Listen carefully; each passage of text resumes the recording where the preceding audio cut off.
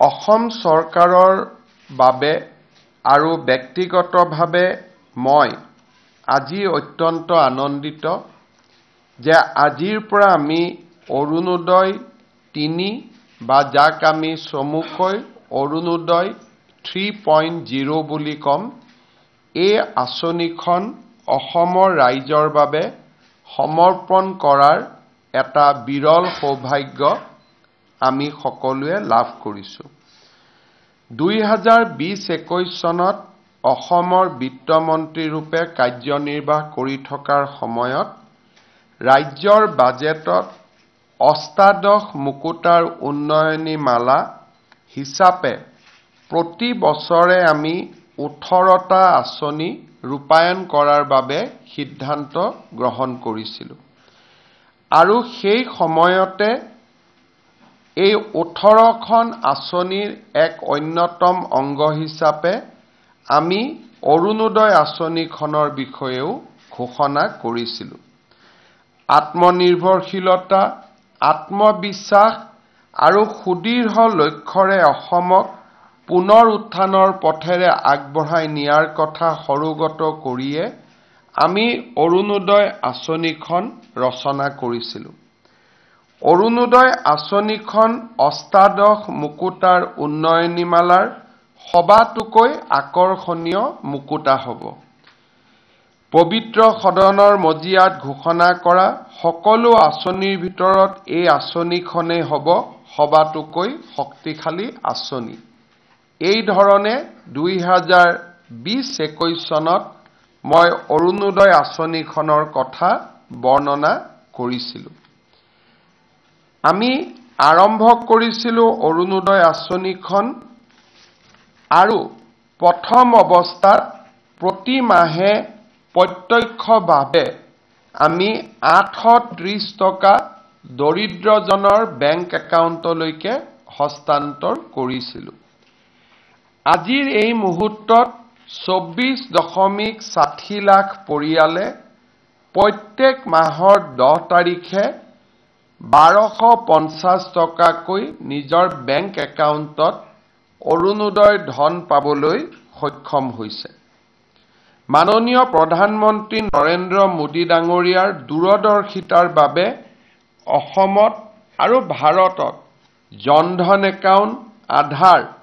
আৰু মোবাইল সংযোগ ব্যৱস্থাৰ আৰম্ভণি কৰা হৈছিল।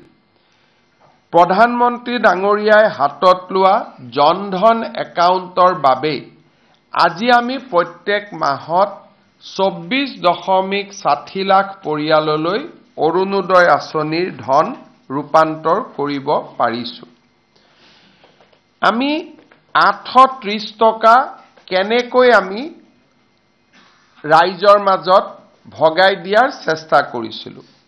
যেতিয়া আমি 830 টকা 2020-21 চনত আৰম্ভ কৰিছিলোঁ তেতিয়া আমি ভাবিছিলোঁ 830 টকাৰ 400 টকা প্ৰতিটো পৰিয়ালে ঘৰত প্ৰয়োজনীয় হোৱা মেডিচিন, বিশেষকৈ যি ঘৰত বৃদ্ধ আই মাতৃ থাকে, যি ঘৰত বেমাৰী ল'ৰা ছোৱালী থাকে, নিৰ্দিষ্টকৈ তেওঁলোকে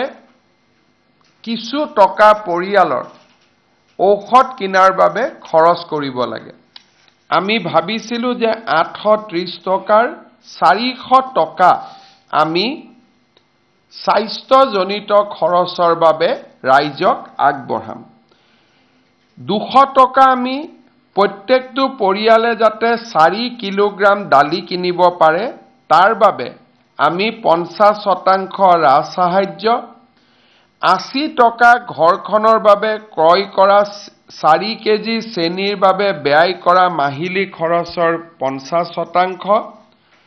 150 টকা ফল-মূল আৰু শাক-পাচলি কিনিবৰ বাবে আমি 830 টকা ৰাইজৰ ওচৰলৈ আগবঢ়াইছিলোঁ। অৰ্থাৎ প্ৰতি কেজি অৰুণোদয় পৰিয়ালে যেতিয়া দালি কিনে তেতিয়া সেই দালিৰ বিপৰীতে আমি 50% অৰ্থাৎ 200 টকা ৰাজ সাহায্য দিওঁ। আমি ধৰি লওঁ যে এটা পৰিয়ালে প্ৰতি মাহত 400 টকাৰ দালি কিনে, 200 টকা ইয়াৰ খৰচ চৰকাৰে দিয়ে 80 টকা 160 টকাৰ তেওঁলোকে চেনি কিনে তাৰ 50% অৰ্থাৎ 80 টকা ৰাজ্য চৰকাৰে আগবঢ়ায় 830 টকাৰ অৰুণোদয়ত দালিৰ খৰচ চাউলৰ খৰচ ঔষধৰ খৰচ আৰু 150 টকাৰ বাবে ফলমূল আদিৰ খৰচ জড়িত হৈ থাকে যেতিয়া কোভিড আহিলে কোভিডৰ সময়ত আমি চিন্তা কৰিলো যে ৰাইজৰ বিভিন্ন ধৰণৰ খৰচ বাঢ়িছে আমি 170 টকা আমি কোভিড পুষ্ট পৰিবেশত ৰাইজক দিয়া আৰম্ভ কৰিলো কোভিডৰ পিছতো এই 170 টকা আমি প্ৰত্যাহাৰ কৰা নাই এতিয়ালৈকে এই 170 টকা নিৰন্তৰভাৱে ৰাইজে পাই আছে 2022 চনত